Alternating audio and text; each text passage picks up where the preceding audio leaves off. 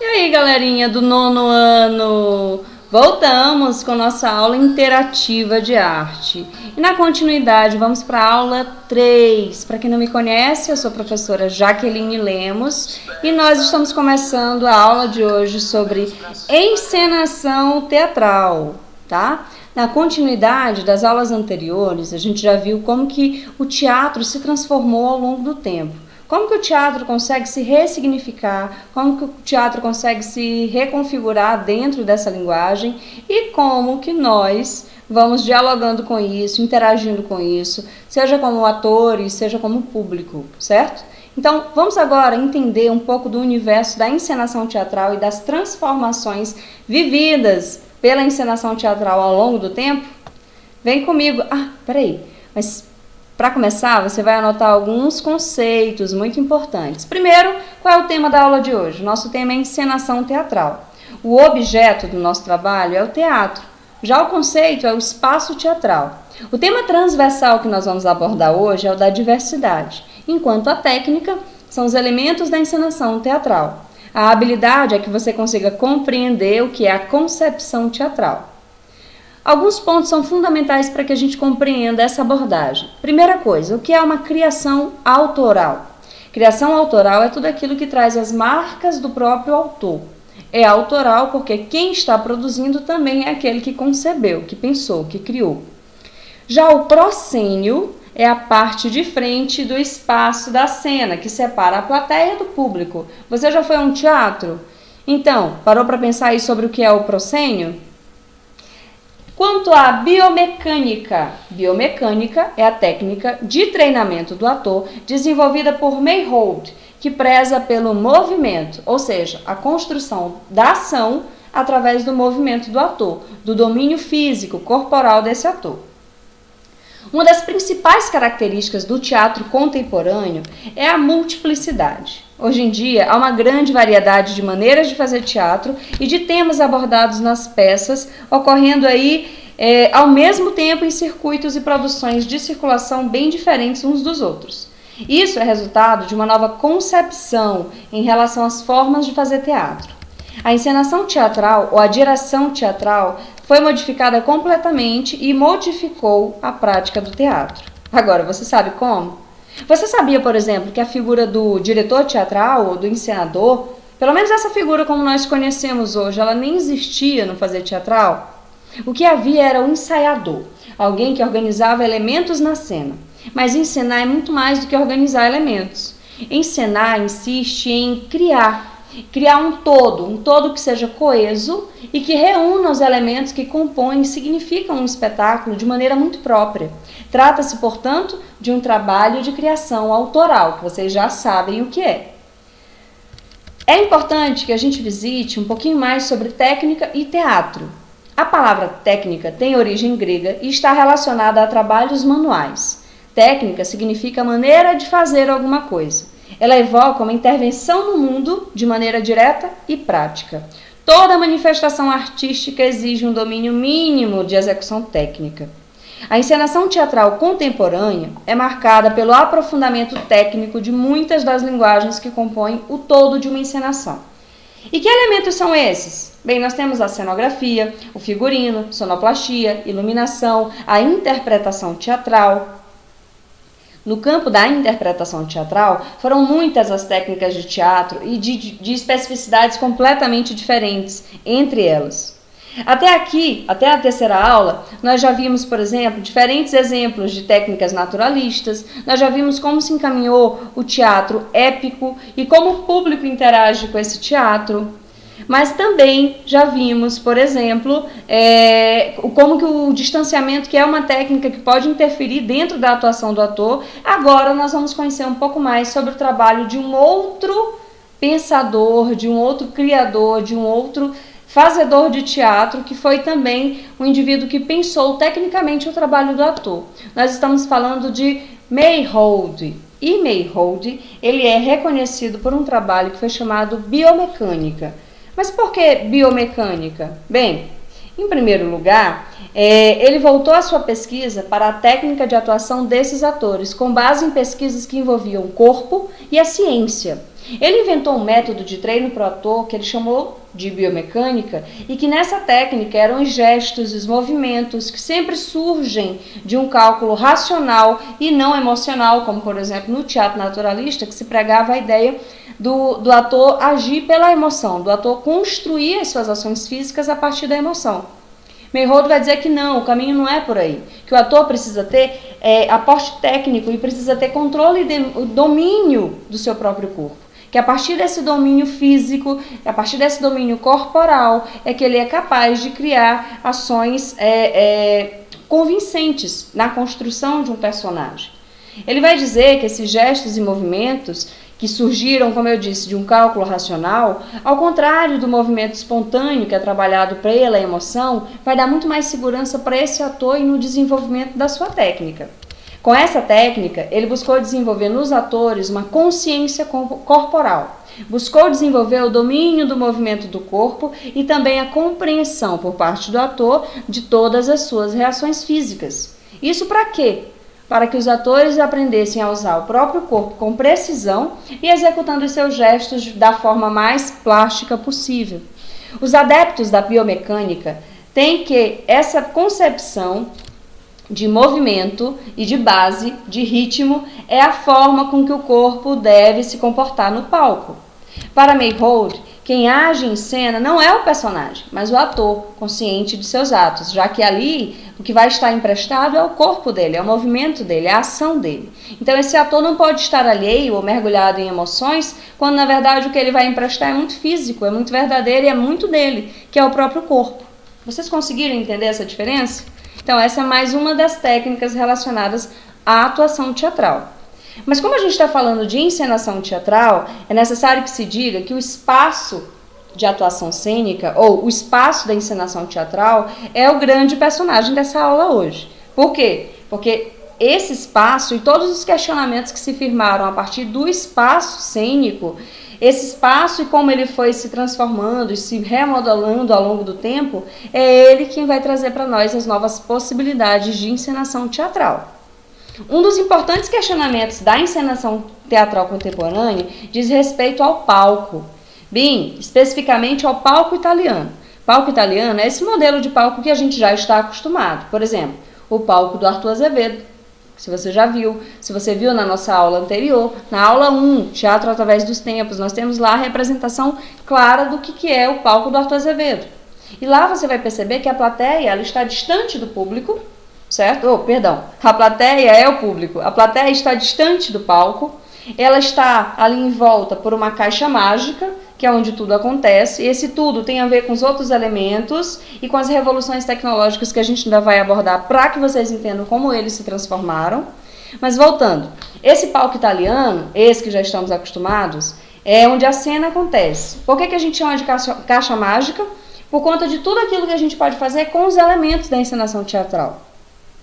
A luz, a sombra, a fumaça, o próprio encaminhamento da cenografia, o fato da cenografia ser movida ou não, de como essa cenografia se dispõe no espaço, de como os atores se relacionam com essa cenografia, enfim, possibilidades que nas formas de fazer teatro anteriores você não tinha, porque de fato esse espaço ele era muito resumido, ele era muito restrito. Primeiro, a uma única modalidade de palco, que é esse palco distante da plateia. Lá na Grécia, a plateia já tomava uma proximidade total, porque é palco de arena, você tem um público em volta da plateia. Mas, enfim, nada disso deu tantas possibilidades quanto o próprio desenvolvimento dos outros elementos. Vamos voltar. Vamos pensar nesse público ali diante da caixa mágica, sempre confortável, assistindo passivo de sua cadeira, ou seja, ele não quer ser incomodado, ele não quer nem ser percebido. Esse formato nem sempre foi assim. Como eu disse para vocês, basta lembrar lá do teatro medieval ou do teatro de arena da Grécia. Esse palco italiano ele só vem acontecer no início do século XVII, junto com o drama burguês. Durante muito tempo, no entanto, esse foi o tipo de palco certo para se fazer, era o modelo ideal a ser seguido. Os principais tipos de espaços cênicos tradicionais são o palco italiano, o palco elisabetano ou isabelino e o teatro de arena. O palco elisabetano ou isabelino eles se diferenciam porque eles têm um proscênio, que é a parte, lembra a parte que separa o palco da plateia? No caso do teatro elisabetano, esse proscênio ele se aproxima da plateia. Ele não tem o distanciamento, né? Enquanto que no teatro italiano, no palco italiano, você tem necessariamente esse distanciamento porque a plateia de fato não quer se relacionar. A plateia põe-se ali uma quarta parede e a plateia não tem por que se relacionar, certo? No palco de arena, por outro lado, o público se instala ao redor do espetáculo. Então, só para a gente fixar alguns exemplos, o Teatro Arthur Azevedo, como eu disse, está como exemplo de palco italiano. O teatro de arena, o Teatro Itapicuraíba, lá no Anjo da Guarda, que é um teatro de comunidade, certo? Do grupo Grita de Teatro. É um palco que necessariamente ele é de arena, porque o público se dispõe de um lado a outro do teatro. Além de que a própria forma desse palco ela é circular, certo? Então, e também se você for pensar em alguns palcos de show, por exemplo, eles lembram muito os elisabetanos, porque o palco de show, ele ao invés de ser recuado, ele é um palco que se estende e vai até a plateia, diretamente. Então é o exemplo mais próximo que eu teria hoje em dia para fixar com vocês. Além dessas formas tradicionais de espaço teatral, existem diversas outras formas de dispor a peça e o público. Esse fenômeno ele acompanha, como eu disse, a evolução das encenações teatrais. Jean-Jacques Rubini se refere a esse termo e essas transformações em muitos de seus estudos sobre a encenação teatral e sobre o lugar do espaço cênico. É ele também quem vai falar da explosão do espaço. Muitas peças hoje em dia nem absorvem mais ou nem correspondem a essas expectativas tradicionais. Sabe, hoje em dia você pode colocar o público no palco, você pode levar a peça para o público, enfim, existem várias outras maneiras. Além de não apresentar num espaço de teatro tradicional, além de buscar outro espaço onde você possa apresentar um espetáculo, e é esse fenômeno que a gente chama de explosão do espaço. Porque não existe mais um modelo, não existe o ideal. O que existe é a mensagem, a necessidade dessa mensagem ser passada.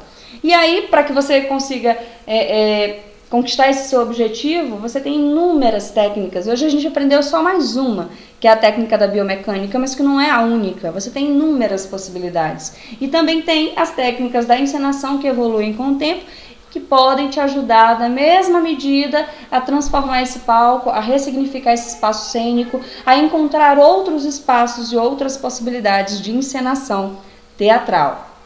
Já que nós já estamos falando da encenação teatral e dessas transformações oriundas da tecnologia, oriundas da inserção de novos elementos dentro das encenações, então vamos elencar quais são esses elementos?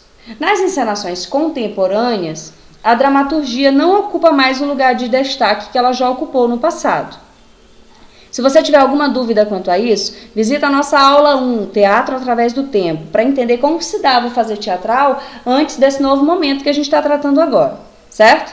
Então, a dramaturgia, como eu disse, ela não ocupa mais um lugar principal, ela tem que dividir esse espaço com os outros elementos e todos esses elementos reunidos, eles vão significar o todo da peça, o que a peça quer dizer. Então a encenação, como eu disse lá no início da aula de hoje, ela não é só a organização dos elementos da cena.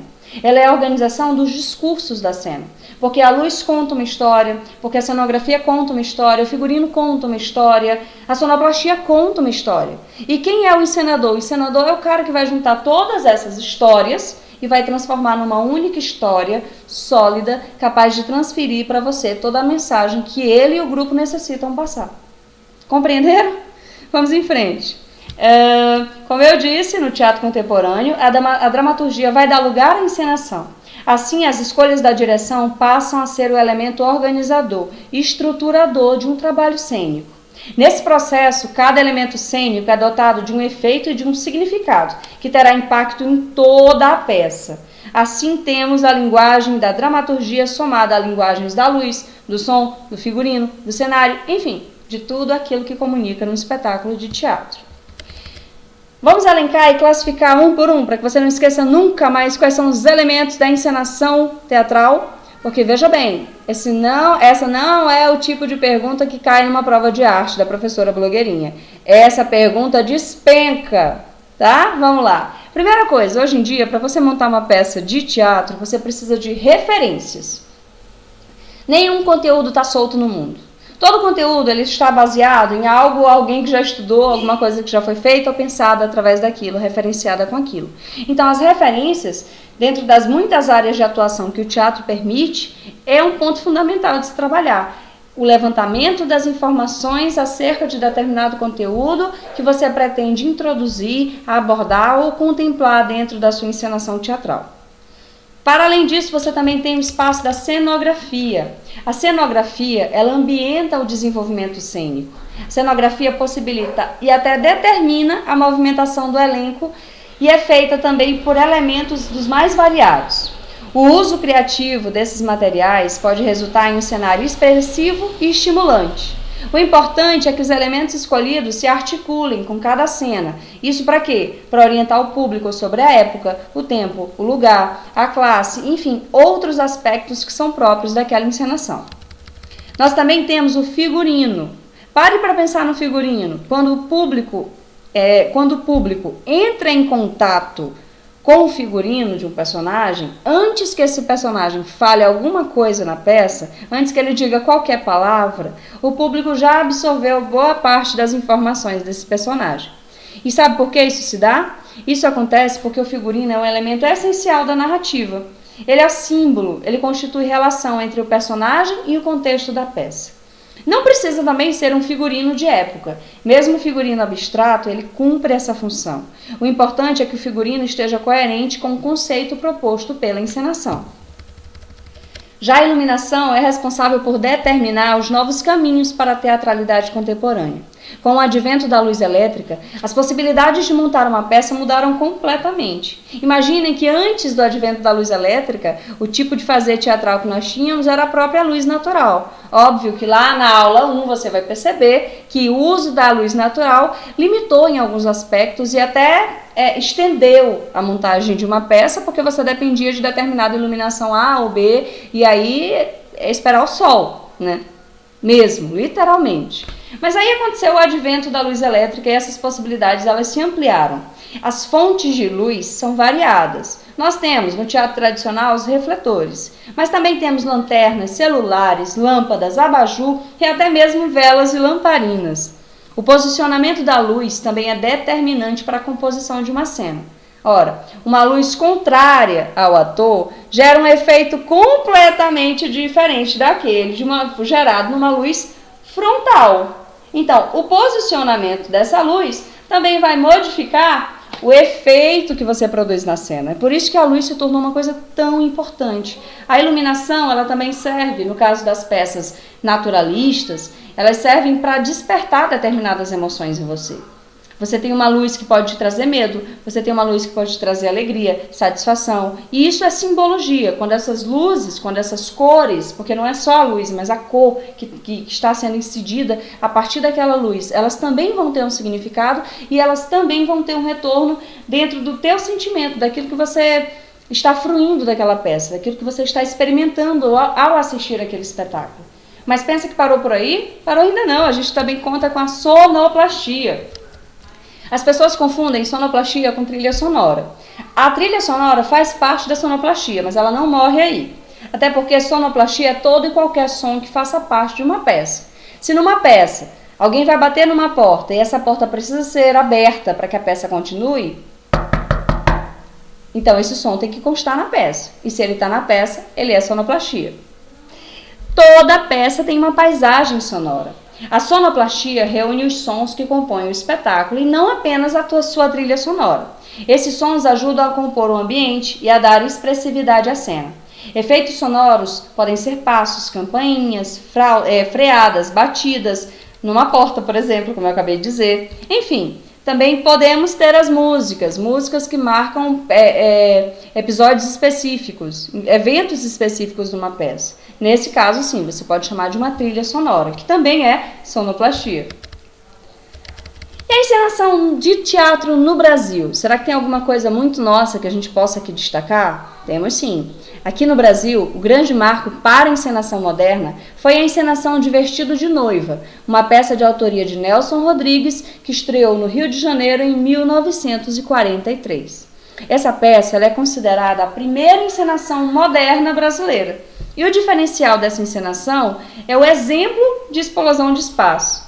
Isso porque ela apesar de ter sido mantida num formato de palco italiano, ela desconstruiu completamente essa ideia de uma única imagem, ou enfim, de uma única visão, de um único ângulo. Isso por quê? Porque dentro do espaço cênico, o Ziembinski, que era um encenador, que foi quem assinou essa obra, quem assinou a encenação da obra, ele conseguiu dividir a cena em planos. E através da luz e da influência dos efeitos da iluminação, ele conseguia levar o público a uma catarse, porque esse público conseguia perceber diferentes momentos, diferentes espaços de tempo, por exemplo, através da luz e uma narrativa não linear. O que é uma narrativa não linear?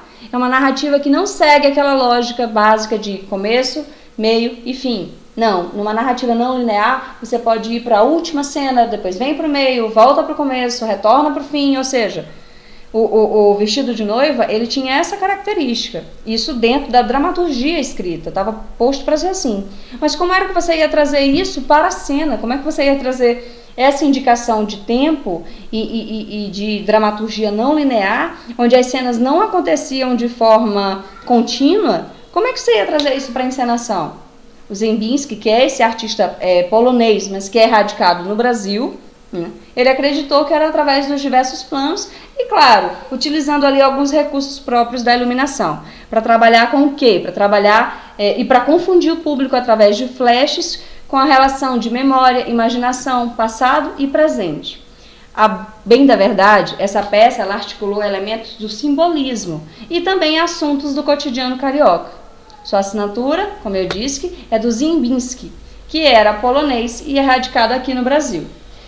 Esse trabalho ele foi um marco para muitas outras propostas brasileiras, mas de fato, dentro do teatro moderno, é o grande diferencial que a gente possui e que não vou dizer que não foi superado, porque as técnicas elas conseguem se aprimorar. A gente já aprendeu que o teatro não tem uma técnica que supere a outra, pelo contrário, elas coexistem. Às vezes elas até se hibridizam, elas se misturam, elas trabalham ali juntas, mas não tem como dizer que para o teatro moderno brasileiro esse não foi um grande pontapé e não foi uma coisa, inclusive hoje, difícil ainda de ser superada, porque ainda há um nível de dificuldade na encenação proposta muito grande que torna essa obra algo tão marcante para nós como teatro brasileiro.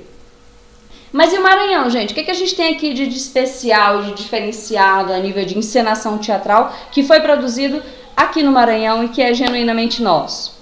Bem, aqui, com todo o prazer do mundo, eu deixo a dica para vocês do Aldo Leite. Aldo Leite foi diretor, foi encenador teatral, enfim, era um grande pesquisador da encenação teatral e ele conseguiu levar o teatro maranhense a nível mundial, participando de certames internacionais, com uma peça que é conhecida e que é respeitada, não só aqui no Maranhão, e que cumpre também esse papel de ser um grande diferencial para a encenação maranhense, que é o Tempo de Espera. Esse espetáculo, ele tem várias qualidades que o tornam único. Primeiro, o Tempo de Espera se tornava uma peça universal, porque ele não trabalhava com texto. Então, só uma encenação que não tem um texto, já que a gente já estava vindo de uma tradição textocêntrica, onde o texto é que diz o que o ator tem que fazer, o texto é o que diz o que o diretor tem que fazer, e aí só quem é encenador só tem que seguir.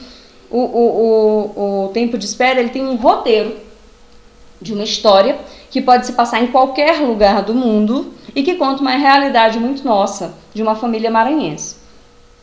Tempo de Espera foi tão inovador dentro da sua proposta e sem ter precisado usar grandes recursos, ainda que já estivessem disponíveis, mas ele não utilizou inúmeros recursos disponíveis, inúmeros recursos para fazer algo tão mirabolante. Na verdade, o que ele fez foi muito simples, mas muito genuíno. Ele criou um trabalho capaz de comunicar-se com qualquer linguagem do mundo, que isso deu a ele e ao seu grupo a oportunidade de viajar na década de 70 por vários lugares, trazendo essa referência e levando um pouco do teatro maranhense, do teatro nosso. Não é à toa que até hoje se reconhece e se respeita o trabalho do grandioso Aldo Leite, que nós perdemos há pouco tempo, mas que tem tanta importância, que tem tanta relevância ainda né? E que vai ter sempre, não só para o teatro maranhense, mas para o teatro brasileiro, para o teatro como um todo. Ai, teatro é maravilhoso, né? Teatro é massa. Mas vamos lá, o que ficou de atividade para vocês a partir dessa nossa aula hoje falando sobre encenação teatral? Na verdade, hoje eu tenho mais que uma atividade, eu tenho um desafio. O meu desafio hoje, meus queridos, é que vocês se desafiem também a experimentar a encenação teatral. Como é que você vai fazer isso? Você vai criar e vai encenar uma cena curta de até 2 minutos. Claro, professora, eu vou fazer sozinho? Só se você quiser fazer um monólogo, tá? Mas se você quiser convidar também o irmão, a mãe, o pai, quem estiver aí de quarentena, guardado na casa, que queira participar dessa atividade, se conseguir colocar um familiar, eu dou um ponto a mais. Porque eu acho vantagem a família estar junto nessa, tá bom? Você vai criar uma cena muito simples, traga pra gente, você vai gravar o vídeo, vai me enviar ou envia lá no nosso grupo, tá bom? Ou envia no meu privado também, se você não quiser que se divulgue, não tem problema nenhum, tá certo? Fica à vontade, o que eu quero é que você experimente essa linguagem. Ensine você uma cena curta de 2 minutos, inserindo os seus familiares, compartilhando esse conhecimento de hoje com os seus familiares, conversa com sua família, troca, dialoga, esse é um momento muito importante de vocês estarem juntos, construindo, aprendendo, produzindo, certo? E é isso, lava as mãos, fica em casa, se cuida e até a próxima oportunidade. Por hoje é só!